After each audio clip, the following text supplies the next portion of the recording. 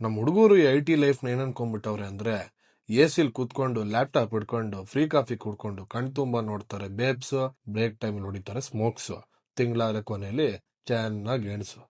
ಇಷ್ಟೇ ಅಲ್ವಾ ನಿಮ್ಮ ಡೈಲಾಗು?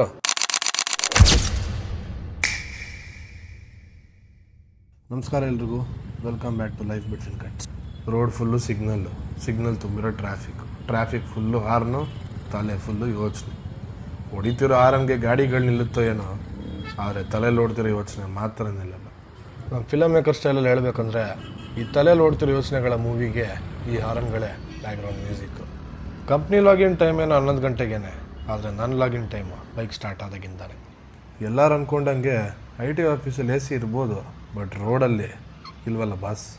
ನಮ್ಮ ದಿನ ಸ್ಟಾರ್ಟ್ ಆಗೋದು ಆಫೀಸಿಂದ ಅಲ್ಲ, ರೋಡಿಂದ. 9 ಅವರ್ ಡ್ಯೂಟಿಗೆ 4 ಅವರ್ ಜರ್ನಿನೇ ಮಾಡಬೇಕು. 14 ಅವರ್ಸ್ ಜೀವನ, ಸ್ಯಾಲ್ರಿ 9 ಅವರ್ಸಿಗೆ ಮಾತ್ರ. ಈ ವಿಡಿಯೋ ಬ್ಲಾಗ್ ಅಲ್ಲ, ಇದು ನನ್ನ ಲೈಫ್, ನಮ್ಮ ಲೈಫ್ ಬಿಟ್ವೀನ್ ಕಟ್ಸ್. ಮೆಟ್ರೋಲಿ ಬೈಕ್ ಪಾರ್ಕ್ ಮಾಡ್ತಿದ್ದಂಗೆ ಫಸ್ಟ್ ಕೆಲಸ ನಾನು ಏನು ಮಾಡೋದಂದರೆ, ಒಳಗೋಗಕ್ಕೆ ಮುಂಚೆನೇ ವಾಟ್ಸಪ್ಪಲ್ಲಿ ನಮ್ಮ ಮೆಟ್ರೋಲಿ ಟಿಕೆಟ್ ಬುಕ್ ಮಾಡ್ಕೊಳ್ಳೋದು. ಯಾಕಂದರೆ ಒಳಗೋದ್ಮೇಲೆ ಒಂದೊಂದ್ಸರಿ ನೆಟ್ವರ್ಕು ಬಾಲೇ ತಲೆನೋವು ಕೊಡೋದು, ಅದು ಅರ್ಜೆಂಟಲ್ಲಿದ್ದಾಗಲೇ ಬುಕ್ಕೇ ಆಗಲ್ಲ.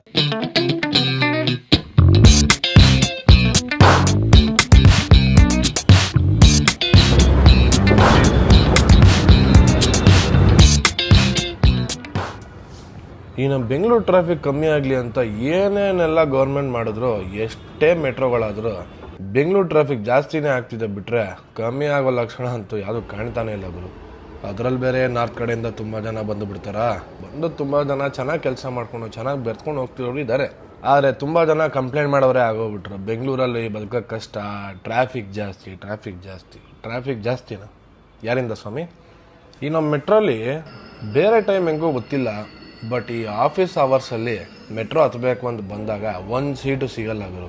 ಏನು ಮಾಡೋಕ್ಕಾಗಲ್ಲ. ಈ ನಮ್ಮ ಪೀಣ್ಯ ಸ್ಟೇಷನಿಂದ ನಮ್ಮ ಮೆಜೆಸ್ಟಿಕ್ಗೆ ನಿಂತ್ಕೊಂಡೇ ಹೋಗಬೇಕು.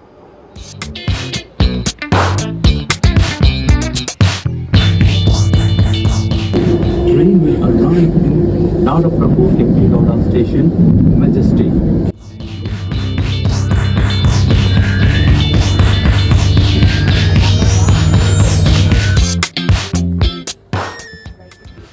ಈ ಫುಟೇಜ್ನ ತೆಗಿವಾಗ ಕಾಲ ಹತ್ರ ನಡೆಯುವಾಗ ಇಟ್ಕೊಂಡು ತೆಗ್ದಿರೋದು. ಯಾಕಂದರೆ ನಮ್ಮ ಹುಡುಗ ಹಬ್ಬ ನೀನು ಮೆಟ್ರೋಲ್ ಹಿಂಗೆ ಶೂಟ್ ಮಾಡ್ತಾರೆ, ನೀನು ತಿಗ ಹೊಡಿತಾರೆ ಅಂತ ಹೇಳಿದ್ದೆ. ನಾನು ಸದ್ಯಕ್ಕೆ ಆ ಗಾಂಡ್ಗಾಬ್ರಿಲೇ ಶೂಟ್ ಮಾಡ್ತಿದ್ದೆ. ನೋಡ ಎಷ್ಟು ಚಂದ ನೋಡ, ಎಲ್ಲ ಹೆಂಗೆ ಓಡ್ತಾವ ನೋಡ, ನನ್ನೂ ಸೇರಿಸಿ. ಇಷ್ಟೇ ಗುರು ಜೀವನ. ಯಾವಾಗ ರಿಯಲ್ ಲೈಫಲ್ಲಿ ಟಿಕೆಟ್ ತೊಗೋತಿರೋ ಗೊತ್ತಿಲ್ಲ, ಆದರೆ ಈ ಒದ್ದಾಟ ಇರೋವರೆಗೂ ಮಾಡಲೇಬೇಕು. ತುಂಬ ಜನ ಗೊತ್ತಿಲ್ಲದೆ ಇರ್ಬೋದು, ನಾವು ಈ ಥರ ಈ ಪೀಣ್ಯ ಕಡೆಯಿಂದ ಇಲ್ಲ ಅದನ್ನು ಲಾಂಗ್ ಡಿಸ್ಟೆನ್ಸ್ ಕವರ್ ಮಾಡಬೇಕು, ವೈಟ್ ಫೀಲ್ಡ್, ಎಲೆಕ್ಟ್ರಾನಿಕ್ ಸಿಟಿ ಈ ಥರ ಓಡಾಡಬೇಕು ಅಂತಂದರೆ ಯಾವುದೇ ಥರ ಡೈರೆಕ್ಟ್ ಮೆಟ್ರೋ ಇಲ್ಲ. ನಿಮಗೆ ಚೇಂಜ್ ಓವರ್ಗೆ ಮೆಜೆಸ್ಟಿಕ್ಕಿಗೆ ಬರಲೇಬೇಕು. ಈ ಮೆಜೆಸ್ಟಿಕ್ಕು ನಮ್ಮ ಗಣೇಶ ಇದ್ದಂಗೆ. ಯಾವುದೇ ದೇವ್ರ ದರ್ಶನ ಮಾಡಬೇಕು ಅಂದರೂ ಫಸ್ಟು ಗಣೇಶನ ಕೈ ಮುಕ್ಕೊಂಡು ಹೋಗ್ಬೇಕು.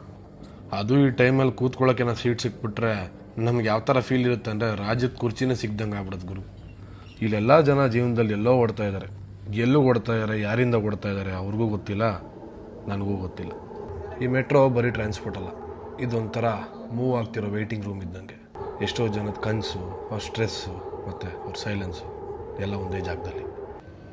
ನನ್ನ ಆಫೀಸ್ವರೆಗೂ ತಲುಪಿಸೋಕ್ಕೆ ಅಟ್ಲೀಸ್ಟ್ ಈ ಟ್ರೈನ್ ಆದರೂ ಇದೆ. ನನ್ನ ಡ್ರೀಮ್ಸ್ಗೆ ಒಂದು ಬಸ್ಸು ಇಲ್ಲ. ನಮ್ಮ ಬೆಂಗಳೂರನ್ನೇನೋ ಡ್ರೀಮ್ ಸಿಟಿ ಅಂತ ಕರೀತಾರೆ, ಆದರೆ ಆ ಡ್ರೀಮ್ಗೆ ಹೋಗಬೇಕು ಅಂದರೆ ದಿನ ಮ್ಯಾರಥಾನ್ ಓಡಬೇಕು.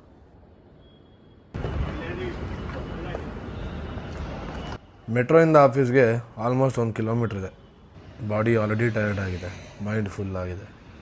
ಆದರೆ ಸ್ಯಾಲ್ರಿ ಕ್ಲಾಕ್ ಸ್ಟಾರ್ಟ್ ಆಗೋದು ಲ್ಯಾಪ್ಟಾಪ್ ಓಪನ್ ಆದಾಗ. ಈ ವೈಟ್ ಫೀಲ್ಡ್ ರೋಡ್ ಮೇಲೆ ನಡೀತಾ ಇದ್ದರೆ ನಾನು ಫ್ಯೂಚರ್ ಮೇಲೆ ನಡೀತಾ ಇದ್ದೀನೇನೋ ಅಂತ ಅನಿಸುತ್ತೆ. ಆದರೂ ಈ ಬಿಸಿಲಲ್ಲಿ ಅಲ್ಲಿವರೆಗೂ ನಡೆಯುವಾಗ ನಮ್ಮ ಕಿಚ್ಚ ಸುದೀಪ್ ಮಾರ್ಕಲ್ಲಿ ಹೇಳಿದ ಡೈಲಾಗು ಜ್ಞಾಪಕ ಬರುತ್ತೆ. ಒಂದೊಂದು ಸತಿ ಲಿಫ್ಟ್ ಕೇಳೋಣ ಅಂತ ಅನಿಸುತ್ತೆ, ಬಟ್ ಒಂದೇನು ಭಯ ಅಂದರೆ ಲಿಫ್ಟ್ ಕೇಳಿ ಕೊಡಲಿಲ್ಲ ಅಂದರೆ ನಮ್ಮ ಅಕ್ಕಪಕ್ಕ ಟೀಮು ಎಲ್ಲಾದರೂ ನೋಡಿಬಿಟ್ಟು ಅಜೀಪ್ ಆಗ್ಬಿಟ್ರೆ ಅನ್ನೋದೇ ಭಯ. ಅದಕ್ಕೆ ಕಷ್ಟನ ಸುಖನೋ ನಡ್ಕೊಂಡು ಹೋಗ್ಬಿಡೋಣ ಅಂತ ನಡ್ಕೊಂಡು ಹೋಗ್ತೀವಿ. ಆದರೂ 1-2 ಸತಿ ಅಕ್ಕಪಕ್ಕ ನೋಡಿಕೊಂಡು ಯಾರು ಇಲ್ದಿರುವಾಗ ಲಿಫ್ಟ್ ತೊಗೊಂಡಿದ್ದೀನಿ ಅಂದ್ಕೊಳ್ಳಿ. ಫೈನಲಿ ಆಫೀಸ್ ಕ್ಯಾಂಪಸ್ ರೀಚ್ ಆದೆ. ನಮ್ಮ ಆಫೀಸ್ ಕ್ಯಾಂಪಸ್ಸು ಸ್ವಲ್ಪ ಹಳೇದು. ನೀವು ಅಂದ್ಕೊಂಡಿರೋ ಥರ ಐ ಟಿ ಟೆಕ್ ಪಾರ್ಕ್ಸು ಮಾಡ್ರನ್ನಾಗಿ ಹೇಗಿರುತ್ತೆ ಆ ಥರ ಇರೋಲ್ಲ. ತುಂಬ ಗ್ರೀನ್ರಿ ಇರುತ್ತೆ, ತುಂಬ ಚೆನ್ನಾಗಿ ಮೇಂಟೈನ್ ಮಾಡಿದ್ದಾರೆ. ಐ ಟಿ ವೈಬ್ ಇಲ್ಲ ಅಂದ್ರೂ ಸ್ವಲ್ಪ ಡಿಫ್ರೆಂಟ್ ಆಗಿರುತ್ತೆ.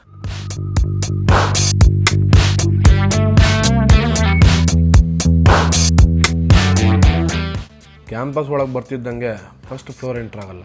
ಫಸ್ಟ್ ಎಂಟ್ರ್ ಆಗೋದೆ ಔಟ್ಸೈಡ್ ಗೇಟ್. ಬರೀ ಸಿಗರೇಟ್ಗೋಸ್ಕರ ಅಲ್ಲ, ಸೈಲೆನ್ಸ್ಗೋಸ್ಕರ.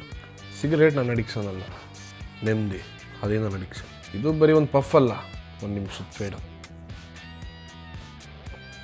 ಇವಾಗ ನಮ್ಮ ಫ್ಲೋರ್ ಕಡೆ ಹೋಗಬೇಕು.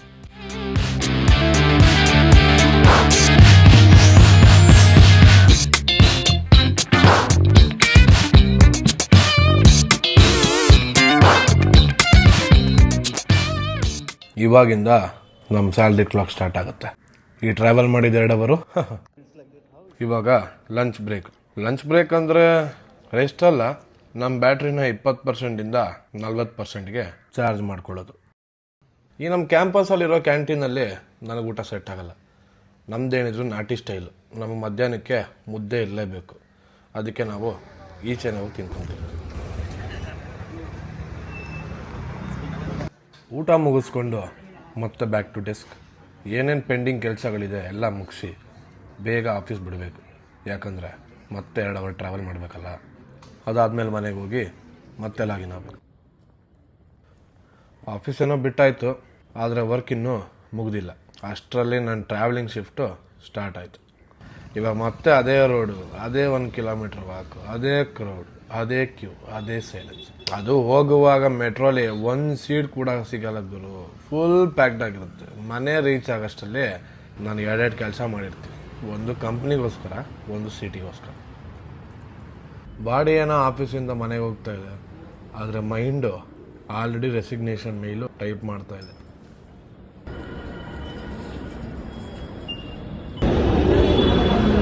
ಮೇಲ್ ಬರೋಷ್ಟರಲ್ಲಿ ಒಂದು ಟ್ರೈನ್ ಮಿಸ್ ಆಗೋದು. ತುಂಬ ರೆಸ್ಟ್ ಇದ್ದಾಗ ನಾನು ಏನು ಮಾಡ್ತೀನಿ, ಮುಂದೆ ಎಲ್ಲೂ ನಿಂತ್ಕೊಳ್ಳೋದಿಲ್ಲ.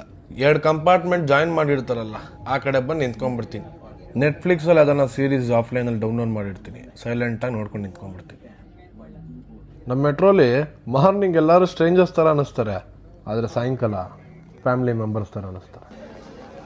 ಜನಸಾಗರನ ಅದನ್ನು ಸೆಲೆಬ್ರಿಟಿ ನೋಡೋಕೆ ಹೋದಾಗ ನೋಡಿರ್ತೀರ, ಆದರೆ ಇಲ್ಲಿ ಸೆಲೆಬ್ರಿಟಿ ನಮ್ಮ ಮೆಟ್ರೋನೇ. ನೀವೇ ನೋಡಿ ನಮ್ಮ ಮೆಜೆಸ್ಟಿಕಲ್ಲಿ ಜನಸಾಗರನ.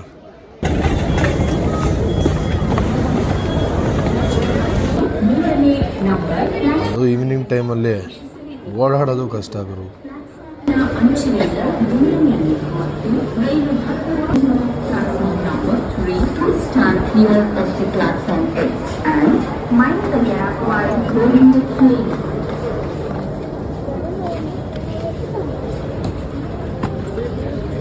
ನೋಡಿ ಮತ್ತೆ ವಾಪಸ್ಸು ಪೀಣ್ಯಾಗ ಬಂದಾಯಿತು.